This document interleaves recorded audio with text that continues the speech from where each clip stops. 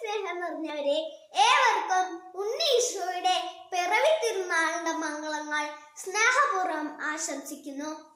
മണ്ണിലലിയുന്ന മനുഷ്യനെ വിണ്ണിലേക്ക് ഉയർത്താൻ ദൈവം തന്നെ മണ്ണിലേക്ക് വന്ന ദിനമാണ് ക്രിസ്തുമസ്. സകല ജനതകൾക്കും വേണ്ടിയുള്ള സന്തോഷത്തിന്റെ സദ്വാർത്തയുമായാണ് ഉണ്ണിയേശു പിറന്നത്. അതുകൊണ്ട് ക്രിസ്തുമസ് എല്ലാ മനുഷ്യർക്കുമുള്ള സന്തോഷത്തിന്റെ സുദിനമാണ്.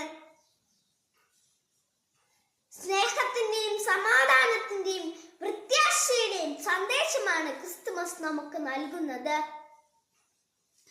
സന്തോഷം വറ്റിപ്പോകുന്ന ജീവിതത്തിൽ നിരാശയുടെ കാർമേഘം പടരുമ്പോൾ പ്രത്യാശയുടെ പുൻകിരണമായി ഇമ്മാനുവേലായ ദൈവം നമ്മോട് കൂടെ ഉണ്ടെന്നുള്ള ഓർമ്മപ്പെടുത്തലാണ് ക്രിസ്തുമസ്.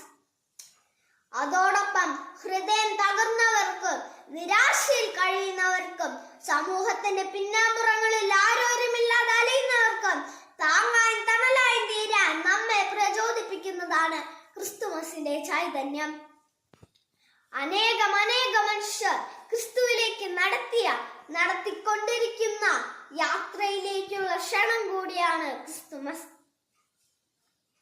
എളിമയോടെ നക്ഷത്രത്തെ പിന്തുടർന്ന ജ്ഞാനികളും പാവപ്പെട്ട ആട്ടിടയന്മാരും പുൽക്കൂടണയുന്നുണ്ടെങ്കിലും അഹങ്കാരത്തിന്റെയും സ്വാർത്ഥതയുടെയും മാണിമാളികയിലിരുന്ന ഹെറോദോസിനെ രക്ഷകനെ കാണാൻ സാധിച്ചില്ല. സ്വയം എളിമപ്പെടുന്നവർക്കാണ് ഉണ്ണി മിശിഹായെ കാണാൻ സാധിക്കുക.